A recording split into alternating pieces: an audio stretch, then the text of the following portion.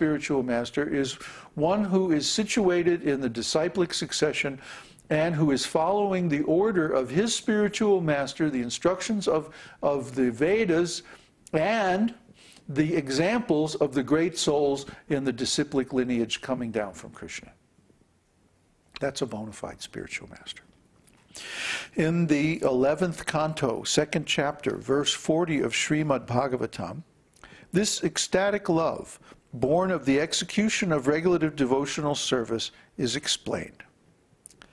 A devotee, in the course of executing the regulative principles of devotional service, develops his natural Kṛṣṇa consciousness, and being thus softened at heart, he chants and dances like a madman. While performing chanting of the holy name of the Lord, he sometimes cries, sometimes talks wildly, sometimes sings, and sometimes, without caring for any outsider, dances like a madman.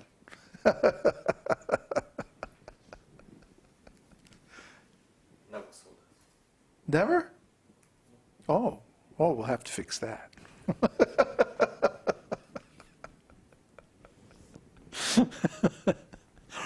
In the Padma Purana, there is a statement about ecstatic love born of spontaneous affection.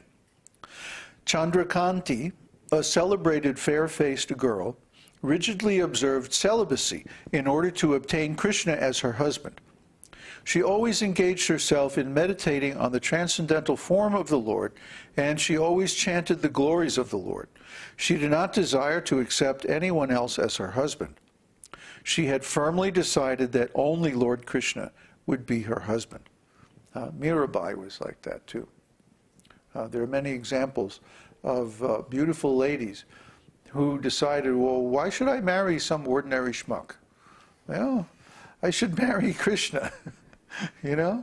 And we feel like that too. Why should we get involved in some love affair with some ordinary human beings? Huh? What's going to be the profit in that? It's only going to be trouble. That's our experience.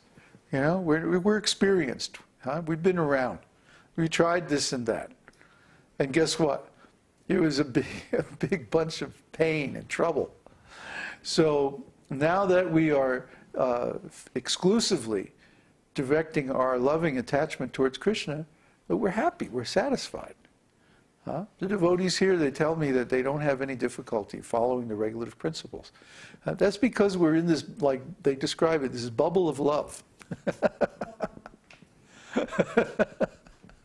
The bubble of love of Kṛṣṇa. That's where we should be. That's where we should want to be anyway. And we should be able to, or we should be willing to follow the principles of regulated devotional service to get there. That's given in all scriptures.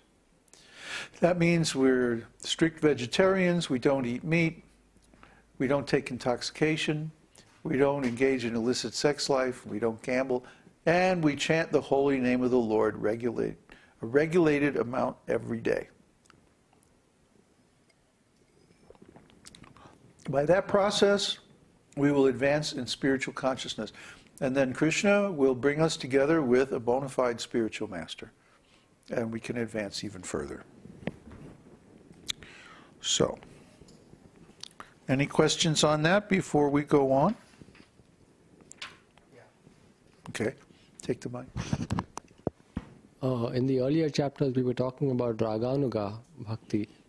And that is the same as this, that by practicing the regulations, the rules and regulations in Vaidhi Bhakti, then we develop Raganuga Bhakti.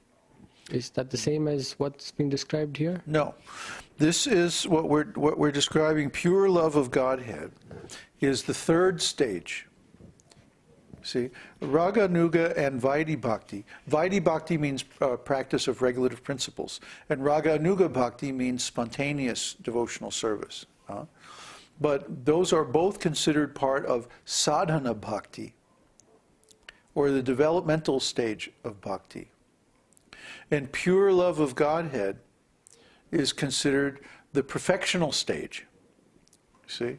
So really what Rupa Goswami has done in this whole first part, this whole first section of Nectar of Devotion, the first wave as it's called, is that he has described all the stages of bhakti from the very beginning stage all the way up to the very highest stage.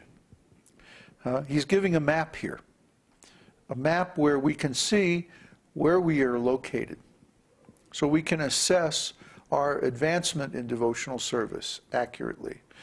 He's giving all the symptoms. See?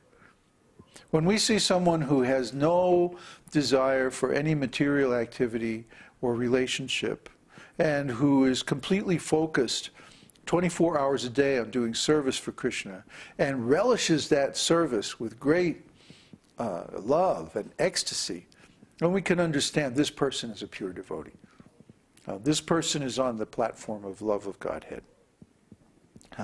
And then they, especially when they're steady in that, they keep that up day after day, month after month, year after year, without any deviation, then we know, okay, this person is for real. This is a bona fide devotee. So we should try to find people like that. We should try to associate with people like that. We should try to follow with people like that. And we should try to become like that. That should be the aim. So he's giving these descriptions so that we know what to aim for. Maybe we're not at this stage, but we want to attain that stage. So the first thing is knowing what it looks like, hearing the descriptions, and then how to get there, the techniques, the different principles, the rules. All those things are described in this first section. And then later on, in the next section, which begins in the next chapter, we will begin to study rasa tattva. Well, what is it when we talk about love of Kṛṣṇa, love of Godhead? What does that mean? Well, love has different flavors. See, this is something that people in the West don't understand very well. Love has different flavors, and that the different flavors depend on the type of relationship that you have with Kṛṣṇa. There are many different types of relationships that you can have with Kṛṣṇa.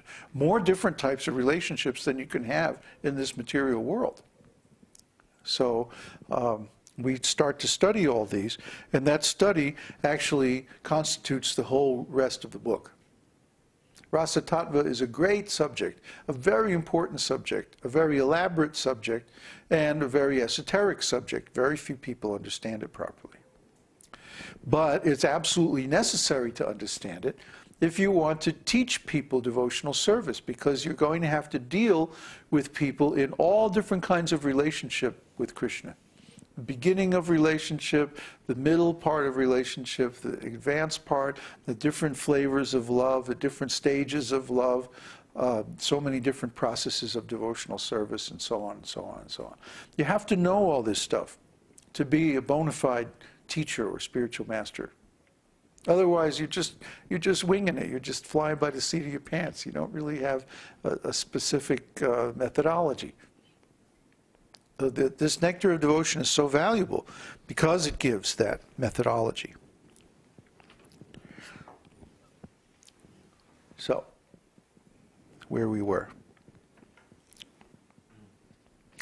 The next section is entitled, The Lord's Extraordinary Mercy. When a devotee is found to be always associated with the Lord in ecstatic love, it is to be understood that such a position has been awarded by the Lord himself out of his causeless extraordinary mercy. An example of such extraordinary mercy is given in the 11th canto, 12th chapter, verse 7 of Śrīmad-Bhāgavatam, wherein Lord Kṛṣṇa tells Uddhava, "The gopis in Vrindavan did not study the Vedas to achieve me, nor have they ever been in holy places of pilgrimage. Nor did they devoutly execute any regulative principles, nor did they undergo any kind of austerity. It is simply by my association that they have attained the highest perfection of devotional service." Question? No? So in other words, the gopis were simple farm girls, the cowherd, tribal cowherd girls. They never went to school. It's not like they went to an esoteric school like this one, or, you know, studied the Vedas or did any special processes or anything like that. They didn't have to. They were nitya siddha. They were eternally perfect. They were born perfect. They were born in Krishna consciousness, in self-realization. Like Srila Prabhupada. Prabhupada was like that too. He never fell down into material consciousness. So these are the greatest souls. Those who have Krishna's complete mercy, who have been accepted by Krishna and given this ecstatic love without having to do anything to deserve it, to develop it. Most of us aren't in that position. I'm not in that position. I had to work for devotional service. I had to develop it from scratch, and it took a long time. It took more than 30 years. But the fact that you can do it in one lifetime